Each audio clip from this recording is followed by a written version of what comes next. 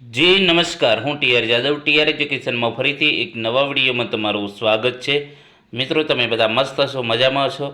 મિત્રો, આ વિડીયોમાં વાત કરીશું ડીઆરડીઓ દ્વારા જે ભરતી જાહેર થઈ છે આઈટીઆઈ ડિપ્લોમા માટે અને બીએસસી માટે, તો તેના વિશે આ વિડીયોમાં ચર્ચા કરીશું. સારી એવી પોસ્ટ છે અને ઉજ્જવળ ભવિષ્ય માટે સારી એવી વેકેન્સી છે અને ડીઆરડીઓમાં નોકરી કરવાનો મોકો પણ મળશે. તો મિત્રો, આ જે છે તક છે, ગુમાવતા નહીં. સારી એવી મહેનત કરી લેજો અને તમારું ઉજ્જવળ ભવિષ્ય બની શકે છે. ડીઆરડીઓ જેવી સંસ્થામાં કામ કરવાની તમારી ઈચ્છા પૂરી થઈ શકે છે. તો ચાલો મિત્રો, તેના વિશે ડિટેલમાં ચર્ચા કરીશું. આમ તો જે છે ડીઆરડીઓએ આપણને જણાવેલું હતું કે 9 તારીખે ડિટેલમાં નોટિફિકેશન જાહેર થઈ જશે, પરંતુ અમુક કારણોસર જે છે 11 તારીખે જાહેર થયું છે ડીઆરડીઓનું જે સંપૂર્ણ નોટિફિકેશન.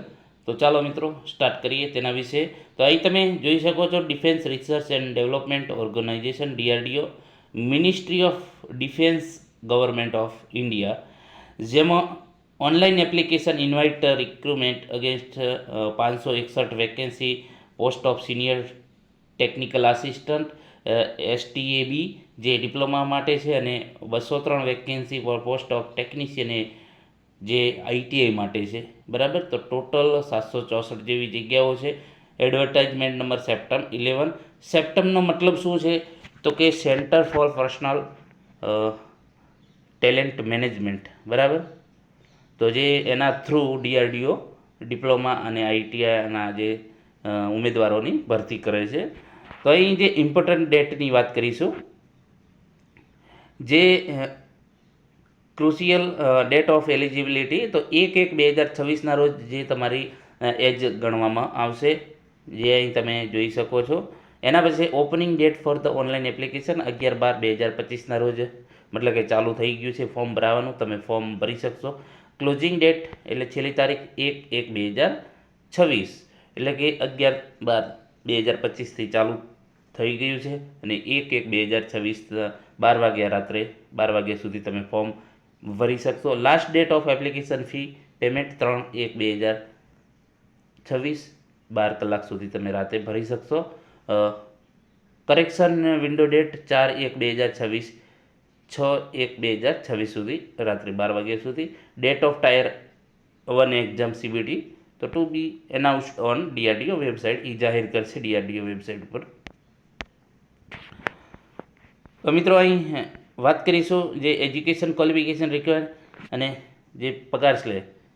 તો સિનિયર ટેકનિકલ આસિસ્ટન્ટ જે ડિપ્લોમા માટે છે, ગ્રુપ બી, જેમાં અહીં નોન ગેઝેટેડ નોન મિનિસ્ટ્રીયલ. તો અહીં તમે પગાર સ્કેલ જોઈ શકો છો.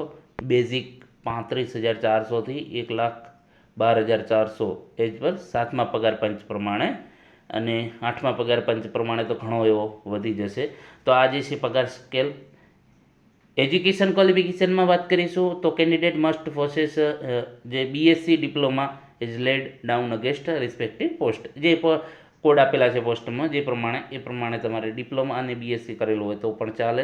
અને અહીં આપેલું છે કે તમે master of science, doctor of philosophy, bachelor of technology, bachelor of engineering degree, તો એ જે છે માન્ય રાખવામાં આવશે નહીં. ફક્ત ડિપ્લોમા અને બીએસસી કરેલું હોય તો પણ ચાલે. બરાબર, હાયર એજ્યુકેશન નોટ એલિજિબલ. બરાબર, હવે description of vacancy of senior technical assistant B STA B. તો અહીં તમે જોઈ શકો છો કે અલગ અલગ કેટેગરી વાઇઝ જગ્યાઓ આપેલી છે, જે કોડ નંબર આપેલો છે, પોસ્ટ કોડ, એનો સબ્જેક્ટ જે તમારો ડિસિપ્લિન છે, એજ્યુકેશન ક્વોલિફિકેશન. તો અહીં તમે જોઈ શકો છો automobile engineering, diploma in automobile engineer અથવા તો ટેકનોલોજી રિકોગ્નાઇઝડ બાય એઆઈસીટીઈ. બરાબર, તો અહીં કેટેગરી વાઇઝ તમે જગ્યાઓ જોઈ શકો છો. એ પ્રમાણે કેમિકલ, તો ડિપ્લોમા ઇન કેમિકલ ટોટલ 15 જગ્યાઓ આપેલી છે. કેમિસ્ટ્રી, તો BSc degree in chemistry from recognised university, એટલે કે કેમિસ્ટ્રી જેમણે બીએસસી કરેલું છે એમને ટોટલ 22 જગ્યાઓ છે. એ પ્રમાણે સિવિલ એન્જિનિયર, કોમ્પ્યુટર સાયન્સ, જેમાં તમામની તમામ ડિપ્લોમા માંગેલા છે.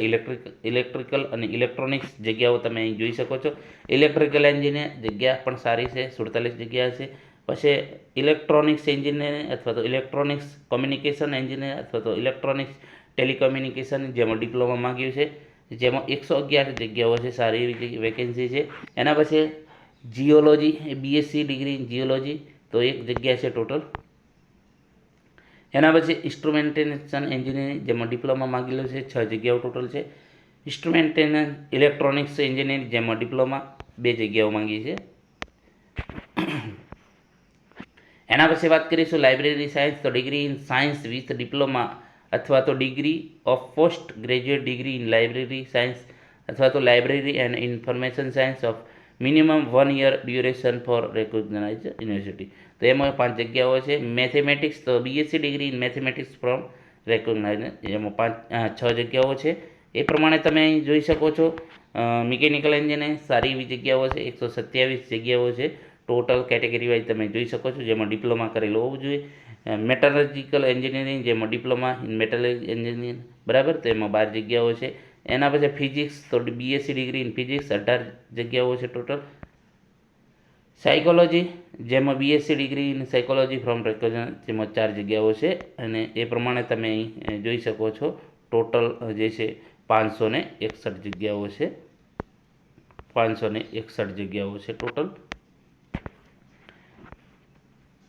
Posting station with all India service liability બરાબર, તો જે તમારે નોકરી માટે ગમે તે ઇન્ડિયામાં તમને મોકલી શકે છે, જ્યાં પણ એના સેન્ટર હોય ત્યાં ડીઆરડીઓના.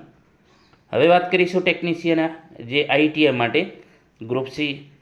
તો પે સ્કેલમાં તમે અહીં જોઈ શકો છો 19,900થી 63,200 7મા પગાર પંચ પછી પગાર પંચ જે 7મા પગાર પંચ પ્રમાણે છે. જેમાં એજ્યુકેશનની વાત કરીશું તો candidate must equate the equate is laid down against respective post જે આપેલી છે એ પોસ્ટમાં એ પ્રમાણે. જેમાં not eligible and hence should be not apply, જેમણે ડિગ્રી કરેલું છે તો એ લોકો આમાં નહીં એપ્લાય કરી શકે, પરંતુ આઈટીઆઈ પછી ડિપ્લોમા કરેલું છે તો ચાલશે બરાબર. ડિપ્લોમા હોવું જોઈએ, ડિગ્રી છે તો ડાયરેક્ટ ડિગ્રીવાળા નહીં ફોર્મ ભરી શકે. ડિપ્લોમા પછી તમે ડિગ્રી કરી છે તો પણ ચાલશે, પરંતુ જેમણે ડાયરેક્ટ ડિગ્રી કરી છે એમના માટે નથી.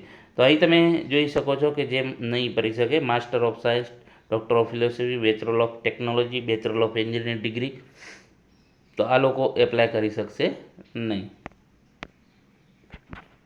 એના પછી આજે છે વેકેન્સી ફોર ટેકનિશિયન જે આઈટીઆઈ માટે તો બુક બાઇન્ડર.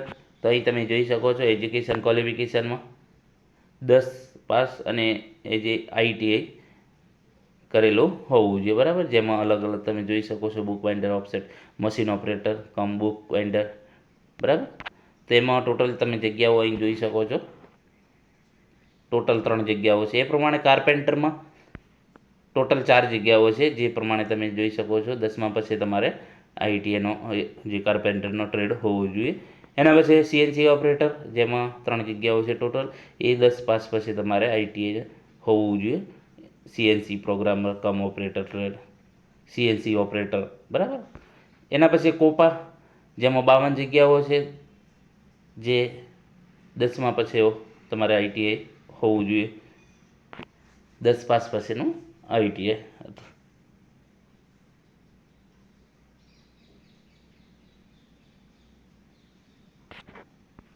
એના પછી ડ્રાફ્ટમેન મિકેનિકલ.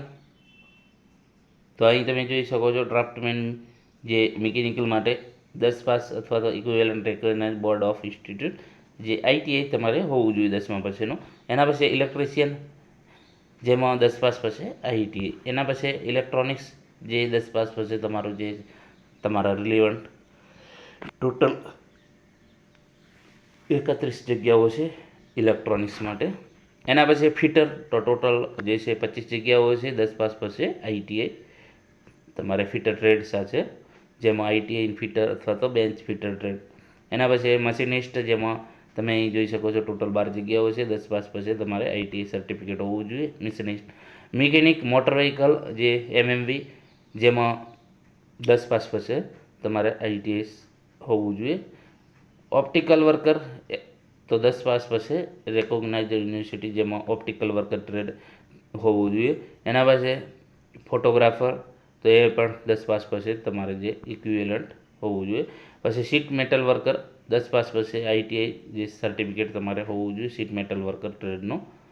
સર્વેયર 10 પાસ પછી તમારે જે સર્ટિફિકેટ જે ITI ઇન સર્વેયર ટ્રેડનો હોવું જોઈએ. ટર્નર જે 10 પાસ પછી જેમાં ટોટલ 8 જગ્યાઓ છે, ITI પછી ટર્નરનો હોવો જોઈએ સર્ટિફિકેટ. વેલ્ડર તો 10 પાસ પછી જે તમારે ITI વેલ્ડર હોવું જોઈએ. તો એ પ્રમાણે ટોટલ અહીં તમે જગ્યાઓ જોઈ શકો છો, 203 જગ્યાઓ છે. એજ્યુકેશન ક્વોલિફિકેશનમાં આપણે વાત કરેલી છે એ પ્રમાણે તમારે જે છે ITI હોવું જોઈએ, અને જે છે જે STA બી માટે જે છે તમારે ડિપ્લોમા હોવું જોઈએ. STA એ માટે જે ટેકનિશિયન માટે ITI હોવું જોઈએ. જે અહીં તમે જોઈ શકો છો કે if in any of the required discipline trade industrial training institute do not award a certificate, then in such a case candidate who possesses certificate of minimum 1 year duration from a recognized university is the required discipline. એટલે કે 1 વર્ષનો અથવા તો 2 વર્ષનો કોઈ પણ તમે ITI trade કરેલો હોવું જોઈએ, જે પ્રમાણે એ માંગેલો છે એ પ્રમાણે. ઇમ્પોર્ટન્ટ પોઝિશન જે અહીં તમે જોઈ શકો છો, જેમાં એના પછી રિક્વાયર એન્ડ સર્વિસ કન્ડિશન આ પણ કામનું નથી. એલિજિબિલિટી ક્રાઇટેરિયા, હવે એજનું તમે અહીં જોઈ શકો છો, જેમાં નેશનાલિટી ઇન્ડિયન હોવું જોઈએ. એજ લિમિટ અહીં 18 થી 28 વર્ષ છે, જે 1/1/2026ના રોજ એ ગણવામાં આવે. 1/1/2026ના રોજ તમારે 18 વર્ષ અને 28 વર્ષ અથવા તો મિનિમમ તો તમે ફોર્મ ભરી શકો છો. એજ રિલેક્શન આપેલું છે, જે કેટેગરી તમે જોઈ શકો છો, SC ST OBC અને બરાબર. તો એ પ્રમાણે તમે જોઈ લેજો જે એજ રિલેક્શન આપેલું છે.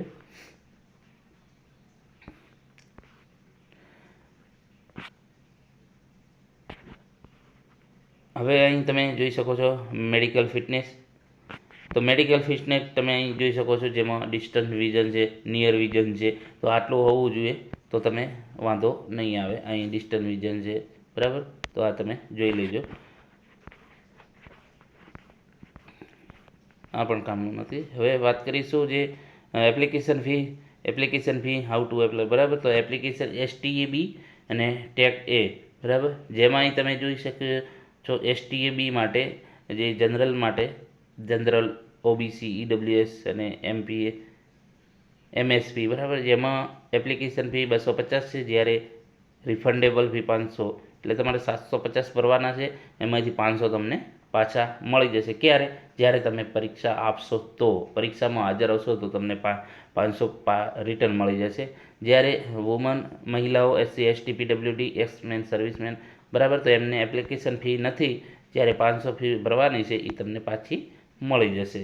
એ પ્રમાણે અહીં સેમ ટુ સેમ છે. અહીં તમારે અહીં જે ટેક એ, બરાબર, જે ITI માટે 100 રૂપિયા છે એપ્લિકેશન, જેમાં જનરલ OBC EWS MSP એમના માટે 100 રૂપિયા છે, અને 500 એટલે 600 તમારે ભરવાના છે. 500 તમને પાછા મળી જશે. વુમન SC ST અને એક્સ સર્વિસમેન માટે એપ્લિકેશન ફી નથી, જ્યારે રિફંડેબલ ફી 500 તમારે ભરવાના છે, એ પાછા તમને મળી જશે જે પરીક્ષામાં હાજર હશે એમને. એના પછી અહીં એક્ઝામિનેશન સિટી, તો અહીં તમે જોઈ શકો છો કે એક્ઝામિનેશન સિટીઓ કઈ કઈ છે. તો એમાં ટોટલ 77 આપેલી છે, જેમાં આગ્રા છે, અમદાવાદ છે, અજમેર છે, અમરાવતી છે, બરાબર. તો અહીં તમામે તમામ તમે જોઈ શકો છો. ટોટલ 77 જગ્યાઓ, ટોટલ 77 સિટીમાં સેન્ટર રાખેલા છે પરીક્ષા માટેના. કઈ રીતે એપ્લાય કરવું, તો અહીં તમે જોઈ શકો છો જે વેબસાઇટ આપેલી છે DRDO, એમાં તમારે જવાનું છે ઓફરિંગ, એમાં વેકેન્સી પર ક્લિક હિયર ટુ એપ્લાય, એના પર તમે ક્લિક કરશો તો એ પ્રમાણે તમે ફોર્મ ભરી શકશો. જેમાં તમારે કયા કયા ડોક્યુમેન્ટ જોઈશે, તો તમારે પ્લીઝ જે ઇન્સ્ટ્રક્શન કેરફુલી અવેલેબલ, તો તમારે ધ્યાનપૂર્વક ઓનલાઈન જે ફોર્મ ભરો છો તો એમાં ધ્યાનપૂર્વક ફોર્મ ભરવાનું છે.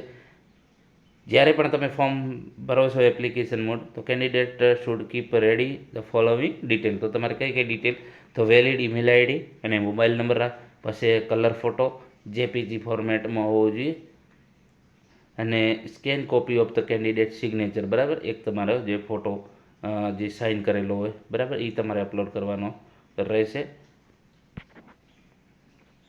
એના પછી EQR સર્ટિફિકેટ, તો all required education qualification certificate crucial date eligible September 11 should be kept ready to upload is scanning copy during the filling online. એટલે કે તમારે જે તમારા પાસે સર્ટિફિકેટ છે 10માના 12માના ITIના ડિપ્લોમાના, બરાબર, એ તમારે સ્કેન કરવાના રહેશે. પછી જે 12માનું સર્ટિફિકેટ છે, બરાબર, એ પણ તમારી એજ પ્રૂફ માટે અપલોડ કરવાનું રહેશે. સર્ટિફિકેટ ઇઝ સપોર્ટેડ રિલિવન્ટ, જે પ્રમાણે તમને લાગુ પડતા હોય SC ST OBC, બરાબર, તો એ તમારે upload. Active bank account detail, બરાબર, જે તમારું બેંક એકાઉન્ટ છે, બરાબર, તો એ તમારે એડ કરવાનું.